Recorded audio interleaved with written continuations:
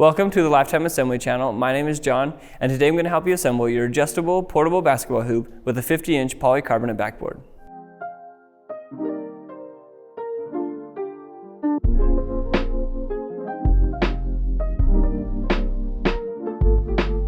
Before we get started, make sure the model number of your basketball system is listed in the description below. This video will follow the steps outlined in the assembly manual that comes with the basketball system. If you've already begun and need help on a specific step, check the comments or description below for a timestamp associated with each step. Now let's take a look at what comes inside the box.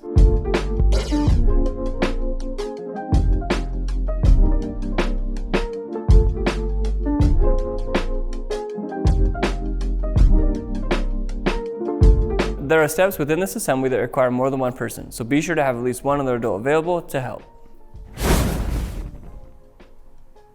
Before we get into the assembly process, let's take a look at the tools you'll need to complete the job. You'll need 2 1/2-inch wrenches, 2 7/16 wrenches, 2 3/4-inch wrenches, 2 9/16 wrenches, 2 3/16 Allen keys, which are included, pliers, a rubber mallet, a Phillips head screwdriver, a block, and an adjustable crescent wrench. To make this easier, we're going to use a socket set, a socket adapter, a drill. You may just use an impact driver. If you decide to use one as well, be sure not to over torque or over tighten the hardware, and a 3/16 hex head socket. Depending on how you decide to fill the base of your system, you'll also need 330 pounds of sand and a funnel or a hose connected to a water source. It's crucial that you refer to the assembly manual to review the safety instructions for this build to prevent serious injury or property damage. This video is meant to be used as a companion to the assembly manual and not a direct replacement, so for the best results, make sure to have the assembly manual on hand during the build. Alright, let's get started.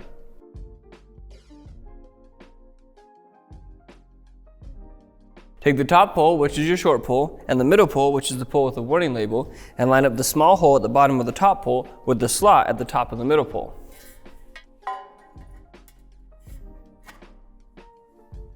Secure the poles together with the hardware. It's normal if the screw spins freely. Insert the bottom pole into the bottom of the middle pole, making sure that the slot in the bottom pole lines up with the hole at the bottom of the middle pole. Then secure the poles together with the hardware. Insert the plugs into these holes on both sides of the pole.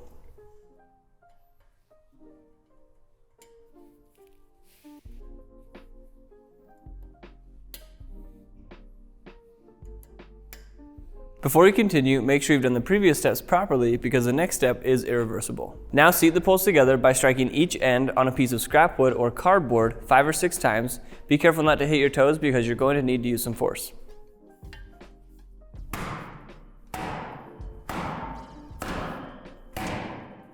Make sure that the middle pole covers the slot at the top of the bottom pole. If it doesn't, call customer service before continuing. Flip the pole over and repeat the previous steps for the opposite end.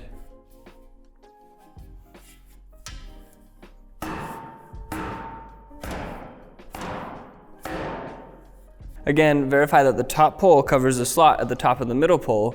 If it doesn't, call customer service before continuing.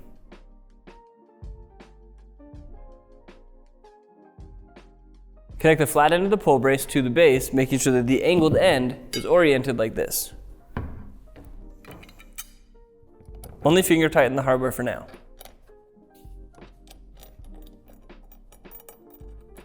Repeat for the other side.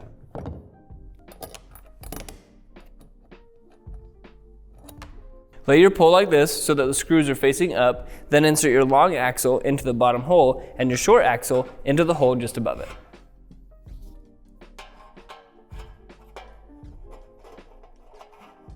Slide the wheels onto both sides of the long axle, followed by the plastic washers.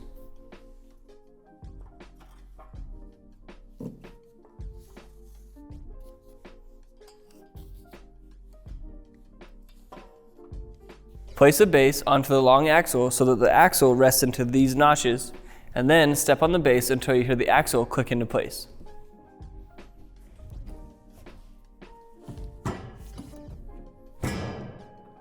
Lift the pole up until the short axle rests into these notches.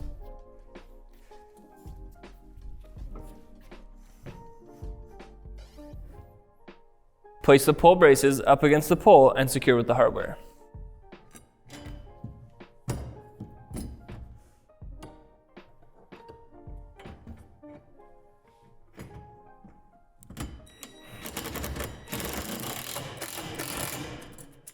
Now you can tighten the hardware at the other end of the pole braces.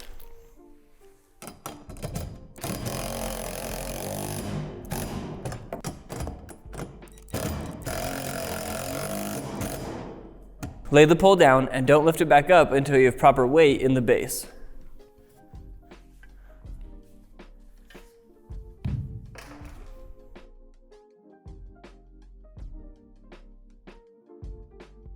Take the backboard brackets and slide your U-bolt into this hole, making sure that your U-bolt rests into this notch.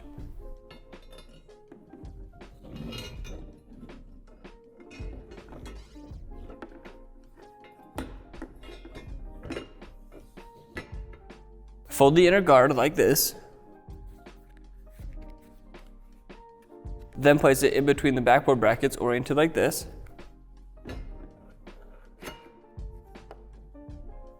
Align the oblong hole in the guard with hole number 1 and secure with the hardware.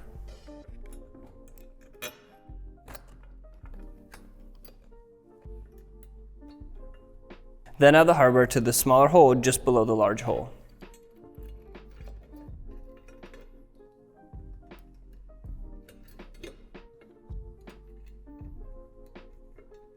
Before tightening the hardware, make sure that the U-bolt is still facing down in the notch like this.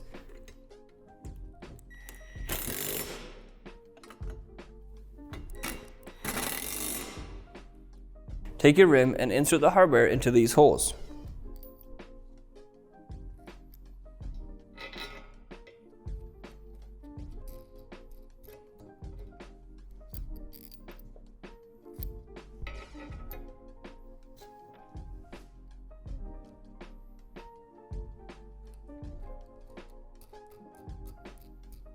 Before tightening this hardware, make sure that the bolts are closer to the outside edge and don't over tighten the hardware because you don't want the rubber bushings to bulge. Slide the U-bolt into the upper part of the opening on the back side of the backboard.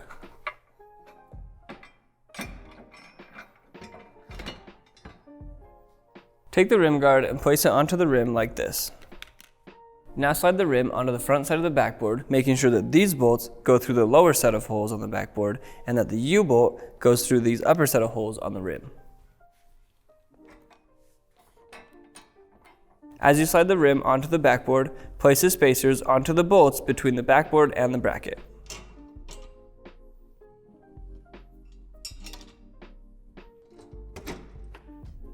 Once the bolts are through the bracket, go ahead and add the flange nuts. Now thread the jam nuts all the way down the U-bolt.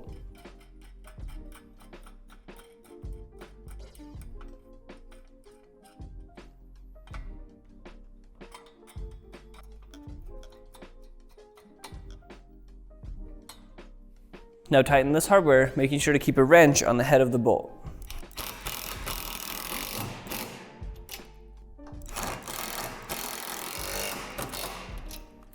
Add the compression springs onto the U-bolt, then the retainer plate and the hardware. Only tighten this hardware so that the rim doesn't wobble.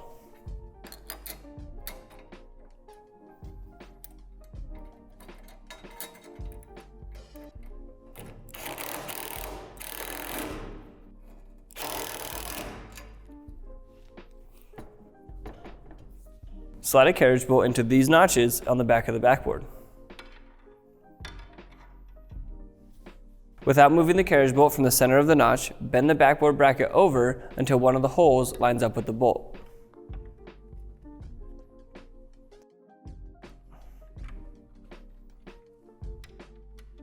Only tighten the hardware until the end of the bolt is flush with the nut.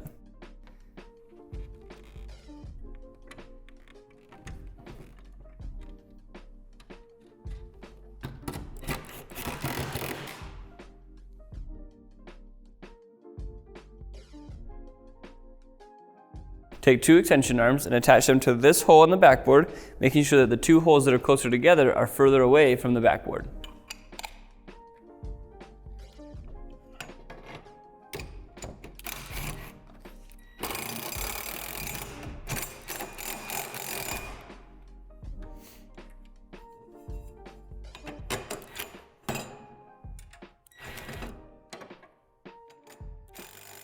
Only tighten the hardware so that the bolt is flush with the end of the nut. Fold the outer guard along the creases like this. Then place the dunk latch inside the outer guard. Line up these holes with the holes at the bottom of the backboard bracket, making sure that the outer guard goes on the outside of the inner guard but in between the backboard bracket, and make sure the dunk latch goes inside the inner guard. Line up all the holes and add another set of extension arms, making sure the extension arms are oriented the same as the previous ones.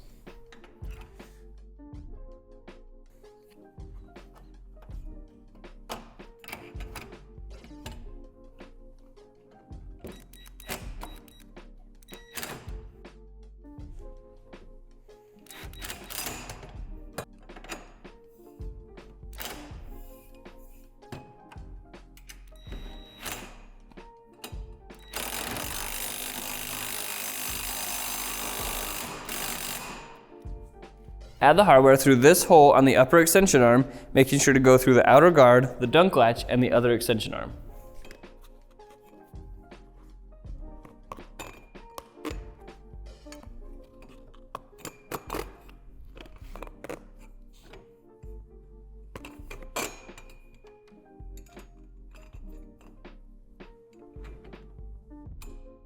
Remember to only tighten so that the bolt is flush with the end of the nut. Connect the pole to the extension arms through the hole at the end of the extension arms. If you're doing this on the ground, avoid scratching the rim by placing it on a piece of cardboard or a soft surface.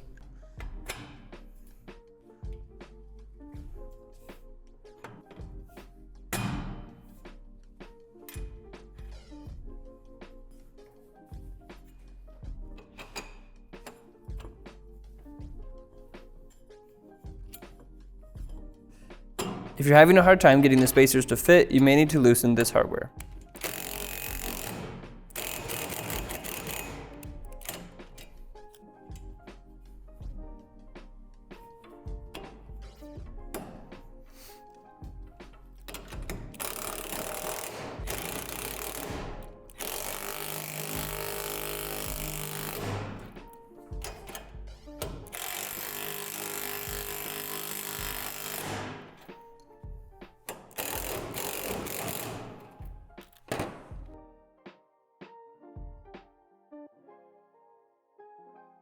Next, you're going to fill the base of your system. To see how to do that, follow this link here or refer to your instruction manual. We've already done that, so we're going to move on to the next step. Now you can remove the plastic film from the backboard.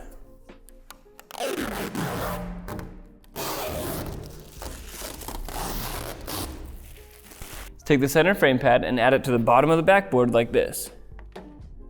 Center up the frame pad and secure it to the frame through the divots. The screws are designed to go through the metal underneath.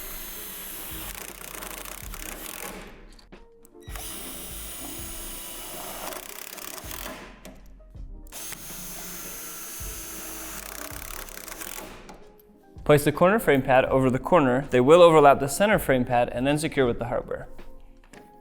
Keep in mind that there are no pre-drilled holes on the frame, so make sure that your drill is fully charged and on the highest torque setting.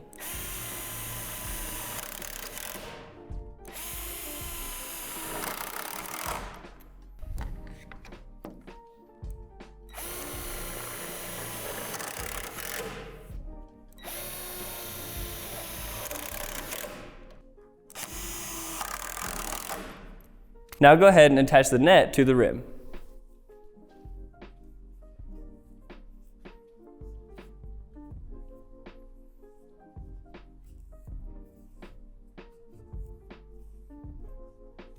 Thank you for watching this video on how to assemble your Lifetime adjustable portable basketball hoop with a 50-inch polycarbonate backboard. If you found this video helpful, give us a thumbs up. For more content like this, subscribe to our channel. If you have any other questions, feel free to reach out to our customer service team and check out our other awesome products at lifetime.com.